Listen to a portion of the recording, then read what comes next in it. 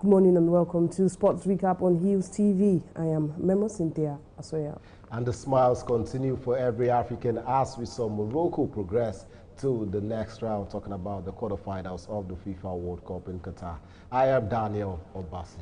All right, starting with the local scene where the previous favorite, talking about Tima, God bless, and Dark Horse Adekalo Fakorede registered their win in Delta State, winning Okusofit and Prince Ofuku. In the men's race, defending champion Enoch Adegoke failed to make history as he could not become the first man in almost 2 decades to successfully defend a national sports festival 100-meter title. Let's not forget that Fakorede is just 19-year-old and he ran 100th of a second faster than the 10.26 personal best he ran in June.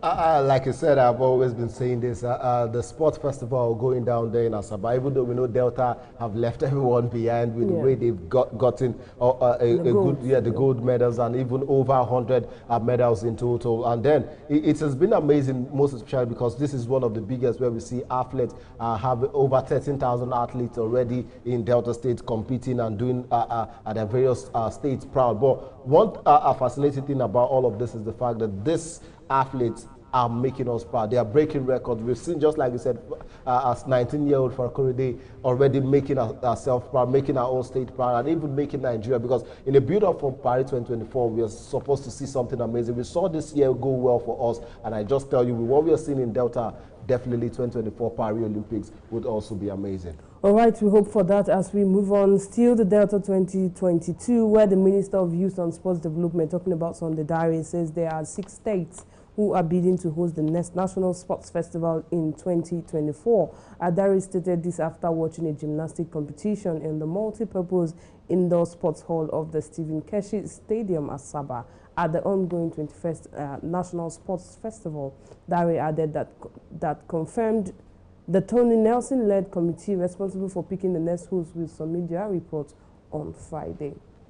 It's a good one. Yeah. It's a good one. Our preparations ongoing and everything, we've seen it. He even came out to say the fact that if Delta had not hosted this one, Abuja was on standby to actually show. I think this is just what we're seeing in the last years. Aside football, we've been getting it right in other sporting affairs, and which is a very kudos to the sports minister, who have been able to give us a different diversion from just football and giving us something good in other sports. Kudos to him, and I just hope for anyone who would eventually become the state that would host 2024, talking about the National Sports Festival, the 22nd edition, we just hope it goes better and better for us. All right, the Flying Eagles are also waiting for the approval for the Nigerian Football Federation, that is the NFF, for their training trip to Egypt ahead of the CAF Under-20 African Nations Cup in 2023. One of the coaching crew of the 2022 WAFU Under-20 champions on Tuesday told reporters that he came to the Secretariat talking about Sunday Dankoro House to follow up on the later, waiting for approval for the Federation.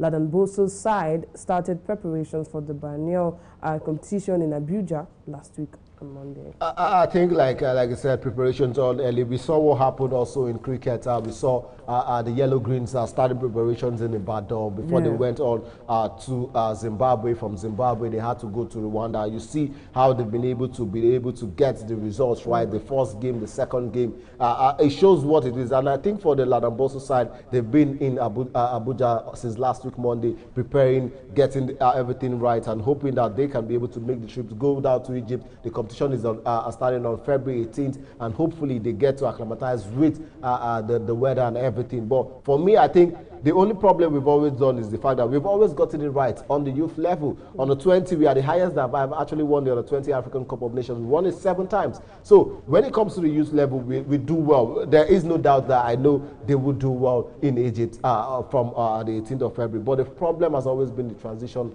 to the senior level. All right. And after moving up now to the World Cup, a lot has happened. True. We saw Spain leaving yesterday, shocked by one of the most, I would say one of the most best African team or nation.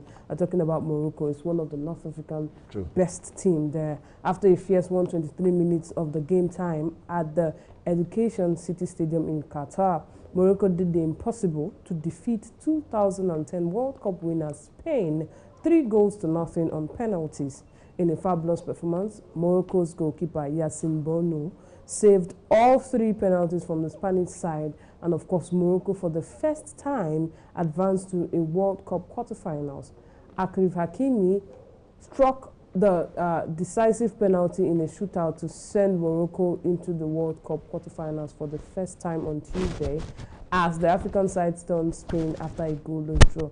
Recall that Hakimi was born in Spain, but he chose to represent Morocco. Spain coach Luis Enrique had claimed his set of players did the homework of taking 1,000 penalties, but of course Pablo Sarabia, Carlos Soler and Sergio Busquets also missed from the spot before Madrid-born Hakimi dinked it.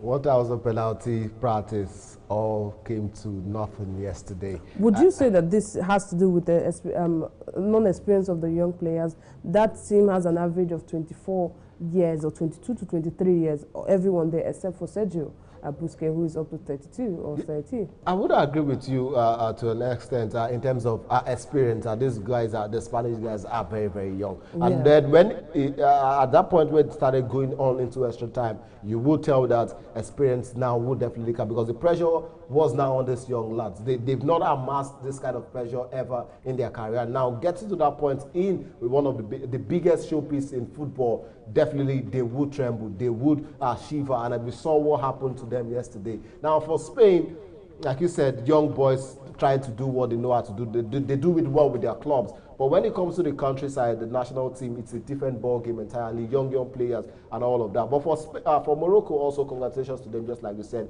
did amazingly well. No one gave them that chance, but they did it, and now becoming the 4th African country after Cameroon, Ghana, as also Senegal, to qualify for the quarterfinals. I want to see what happens on foot in the quarterfinals, because it is going to be a very dicey one. Yeah, I think I agree with you. It's going to be very dicey because they will be meeting Portugal, who swept away Switzerland. Talking about Portugal coach Fernando Santos dropped Cristiano Ronaldo to the bench for the last 16 minutes, for the last 16 meeting with Switzerland, and was rewarded with a hat-trick from replacement, talking about Goncalo Ramos, as a stunning team display. Santos expressed his displeasure at gestures made by Ronaldo when he was substituted in the last group game against South Korea, and it was the first time in 31 games, stretching back to 2008, that he had not started in a major tournament. Portugal made light of the 37-year-old absence, to put it mildly, as 21-year-old Benfica striker Ramos hit the first treble of the tournament on his first international start to help set up a quarterfinal against Morocco, who also surprised Spain. And so this begs the question, Ronaldo, what's happened? Is this the end of an era? I think so.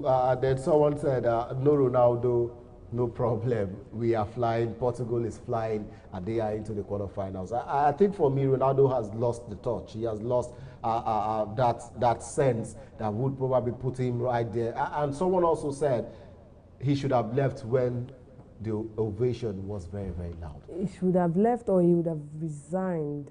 Leaving, whichever way he wants to put it. But look at what happened with Manchester United. Look at what is happening now with Portugal.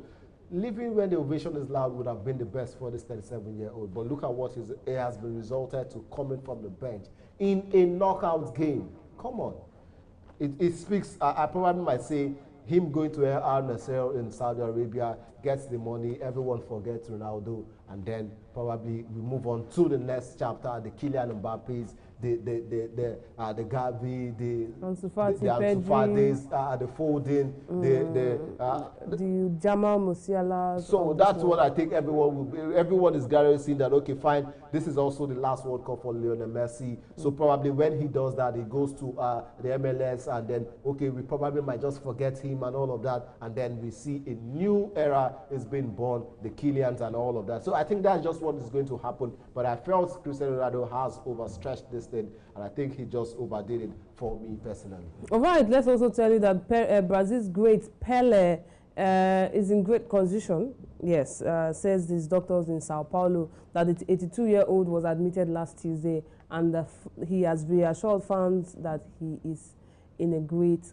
condition. Recall that he was not responding to chemotherapy, but the three-time World Cup winner has received regular treatment since having a very good, improvement in the hospital. Yes, we thank him. We want to say thank God for that. Everyone is happy that Pele is in good condition. And we just want to see the 82-year-old still stick around and still help us. I enjoyed the beautiful Joga Bonito he was also played. I'm talking about recovery. We also see Gabriel Jesus also gone a knee injury as well. And definitely he would be back for Arsenal. He is out of the World Cup already. He would be back for Arsenal. And then even Raheem Sterling, after what we saw happen to his family, he's not really also in a very good condition at the moment to return to the Three Lions, and also Instagram, and subscribe to our YouTube channel at Hibs TV.